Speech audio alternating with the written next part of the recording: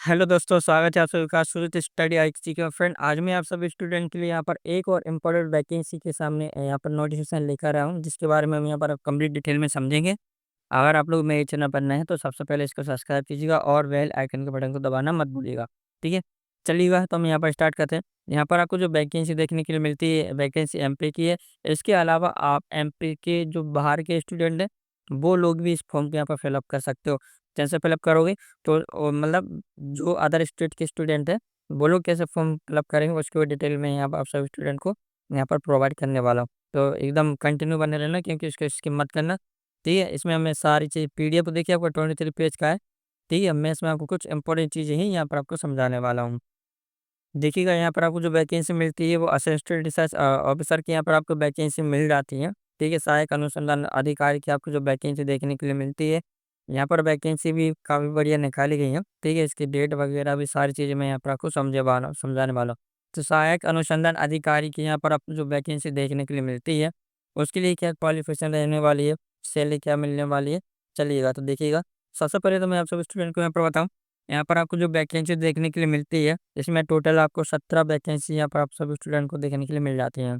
ठीक, कितनी 17 वैकेंसी मिलती है। मध्य प्रदेश लोक सेवा आयोग, ठीक है, जनजाति कार्य विभाग, मध्य प्रदेश शासन हेतु सहायक अनुसंधान अधिकारी असिस्टेंट रिसर्च ऑफिसर की 17 वैकेंसी यहाँ पर आपको देखने के लिए मिलती है। कब से फॉर्म स्टार्ट हो रहे हैं आपके? तो 24 जनवरी से फॉर्म आपके स्टार्ट हो जाएंगे। ठीक है, कब तक चलेंगे? 23 फरवरी 2025 तक यहाँ पर आपको फॉर्म चलने वाले हैं। ठीक है, तो 1 महीना यहाँ पर आपको पूरा यहाँ पर आपको टाइम मिल जाता है। ठीक है, तो इसके लिए क्वालिफ़िकेशन ऑफ जो माँगी गई वो क्वालिफ़िकेशन मानव विज्ञान, अर्थशास्त्र, वाणिज्य, सांख्यिकी में न्यूनतम यहाँ पर 2 वर्ष का यहाँ पर आपके पास ग्रेजुएशन होनी चाहिए। ठीक है, 2 वर्ष का आपके पास यहाँ पर आपके पास एक्सपीरियंस भी होनी चाहिए। ठीक है, और यहाँ पर देखिए इसके यहाँ पे जो लिखा अंतिम चयन के स्तर पर समान अंक होने पर 2 वर्ष का अनुभव जो कार्य अनुभव किया है, उसको यहाँ पर वो वैकेंसीज़ यहाँ पर आपको वो वाली मिल जाएगी। मतलब जैसे कुछ 2 स्टूडेंट समान रहते हैं ना, तो उस कंडीशन में अगर जिसके पास एक्सपीरियंस है, तो उसको वैकेंसी पर यहाँ पर आपको एक सीट मिल जाती है। ठीक है, तो देखिएगा यहाँ पर आपको जो वैकेंसी मिलती है उनका विवरण यहाँ पर दिया है। देखिए, यहाँ पर जो रिक्त वैकेंसी जनरल वालों के लिए 5 है। ठीक है, तो मध्य प्रदेश से बाहर के स्टूडेंट फॉर्म भरेंगे, वो जनरल कैटेगरी में ही फॉर्म भरेंगे। ठीक है, तो 10वीं में यहाँ पर 5 वैकेंसी मिल जाती है। और सॉरी फिर जनरल की 5 है, एससी की 3 है, एसटी की 3 है, ओबीसी की 5 है, ईडब्ल्यूएस की 1 वैकेंसी है।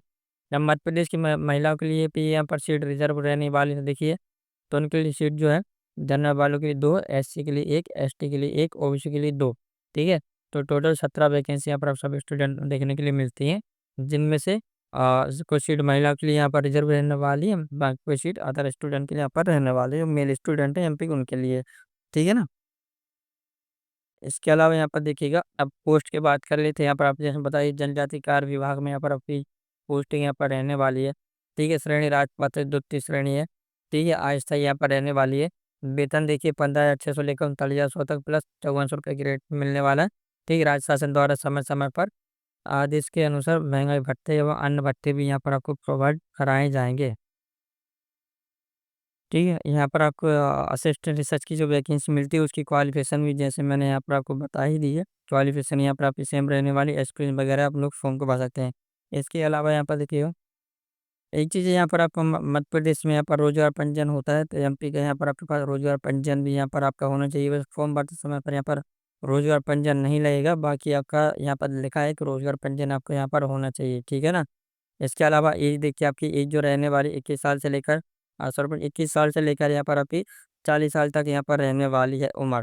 ठीक है, एज जो आपकी काउंट की जाएगी, वो आपकी 10th की मार्कशीट के हिसाब से यहाँ पर आपकी एज जो यहाँ पर काउंट करने वाली है। ठीक है, तो 10th की मार्कशीट के हिसाब से आपकी एज यहाँ पर काउंट हुई। आयु की गणना 1/1/2025 को यहाँ पर की जाएगी। ठीक है ना? अभ्यर्थी की शैक्षणिक योग्यता ऑनलाइन आवेदन करते टाइम पर एकदम सही स्पष्ट रूप से यहाँ पर आप लोग जो है फिलअप कीजिएगा। ठीक है? और क्या अगर कोई गलती पाई जाती तो क्या शासन द्वारा यहाँ पर फॉर्म आपके रिजेक्ट हो जाते हैं। ठीक है ना?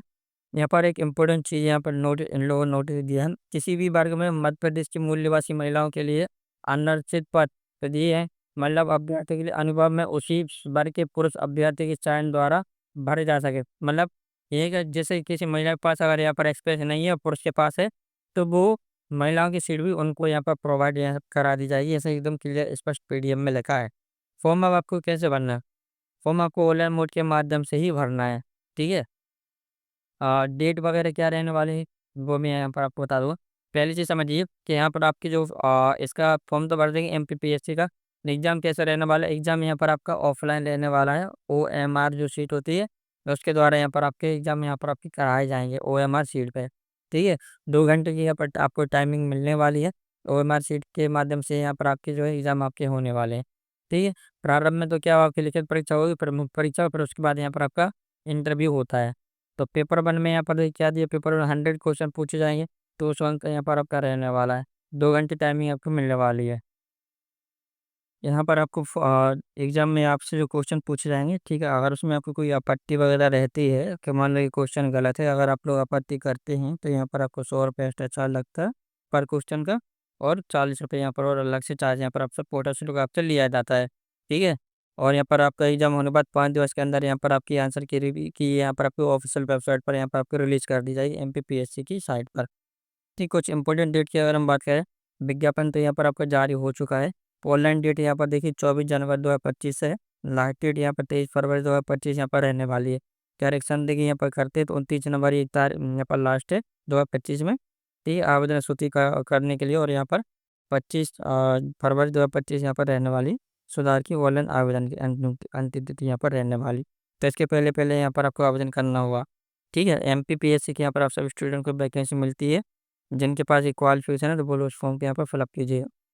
एक और इम्पोर्टेंट चीज़ है, जैसे आप लोग यहाँ पर फॉर्म भरते हैं तो वहाँ पर आप लोग को फॉर्म, तो पहली चीज़ तो आपको इसकी एमपीपीएससी की साइट पर जाकर ही फॉर्म आप लोग भर सकते हैं, ठीक है? या mpoland.gov.इन पर भी जाके भी आप लोग फॉर्म भर सकते हैं, या एमपीपीएससी की साइट पर भी जाके आप लोग फॉर्म भर सकते हैं। जब आप फॉर्म भरते हैं तो वहाँ पर आपको वैलिड जीमेल आईडी, ठीक है? और वैलिड में मोबाइल नंबर भी यहाँ पर आप लोग प्रोवाइड करना है। क्यों? क्योंकि इसकी कुछ इम्पोर्टेंट जो डिटेल होती है ना कि विभाग के ज़रिए, तो वो आपको मेल आईडी के माध्यम से और एसएमएस के माध्यम से भी यहाँ पर आपको प्रोवाइड कराई जाती हैं। तो ध्यान रखना, ठीक है? ये सारी चीज़ें भी यहाँ पर आपको देना है। वो भी चीज़ देना जो आपकी एक्टिव हो, मेल आईडी आप वही देना, ठीक है? अन्यथा दूसरी चीज़ नहीं देना, क्योंकि आपके यहाँ पर कुछ और जो इम्पोर्टेंट चीज़ें होती हैं तो वो आपको नहीं मिल पाती हैं विभाग के माध्यम के द्वारा, ठीक है? एज रिलैक्सेशन भी मिलता है आप लोग को। एज रिलैक्सेशन मिलने के बाद भी देखिए यहाँ पर आपको जो 3 साल और 5 साल की यहाँ पर आपको एज रिलैक्सेशन मिलती है ना, 5 साल की एससी/एसटी वालों के लिए, ओबीसी वालों के लिए 3 साल की यहाँ पर आपको जो एज मिलती छूट मिलती है। उसके अलावा भी छूट मिलती है, तो जिनकी एज 45 साल से ज़्यादा भी नहीं होनी चाहिए, एज रिलैक्सेशन मिलने के बाद भी एज 45 से तक ज़्यादा नहीं होनी चाहिए, ठीक है? तो 45 तक एज यहाँ पर आपकी चल जाएगी, ठीक है? और इसके अलावा देखिए यहाँ पर फीस चार्जेस क्या लगने वाले हैं, तो चार्जेस भी मैं यहाँ पर आपको बताते रहूँ, एक बार चेक कर लीजिएगा। देखिएगा, जो एमपी के निवासी हैं उनके लिए ₹250 यहाँ पर चार्ज लगने वाले हैं। देखिए, मध्य प्रदेश के मूल निवासी, अनुसूचित जाति, जनजाति, ठीक है, अनपिछड़ा वर्ग, क्रीमी लेयर, आर्थिक रूप से कमज़ोर वर्ग, ईडब्ल्यूएस वाले, दिव्यांगजन, इनके लिए जो चार्ज रहेगा वो ₹250 लगने वाला है। और एमपी के बाहर के जो स्टूडेंट हैं, ठीक है, उनके लिए ₹500 यहाँ पर चार्ज लगने वाला है, ठीक है। तो 23 फरवरी इसकी अंतिम तिथि रहने वाली है, 23 फरवरी बाद दोपहर 12 बजे के बाद फॉर्म भराना आपके बंद हो जाएंगे, ठीक है। तो 23 फरवरी 2025 के पहले आपको फॉर्म भरना, 12 के पहले।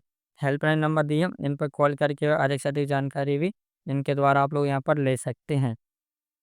जो लोग दिव्यांगजन हैं तो उनके लिए भी एक चीज़ है कि उनके यहाँ पर सर्टिफ़िकेट होना चाहिए, ठीक है? दिव्यांगजन का जो सर्टिफ़िकेट होता है ना, वो सर्टिफ़िकेट भी होना चाहिए, ठीक है? हाई स्कूल, हाई सेकेंडरी, उसके बाद अनिवार्य योग्यता है, ठीक है? जैसे आपसे जो ग्रेजुएशन माँगा है, ठीक है? वो ग्रेजुएशन भी यहाँ पर आपके पास होनी चाहिए। 10वीं 12वीं की मार्कशीट तो यहाँ पर आपकी लगने ही लगने वाली है।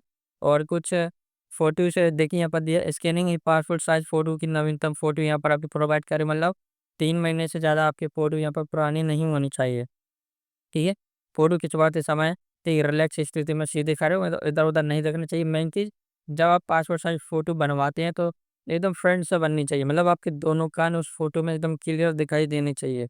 ध्यान रखना, आपके जो बाल वगैरह होते हैं, वो भी आपके माथे पर नहीं आना चाहिए, क्लियर होने चाहिए। ठीक है?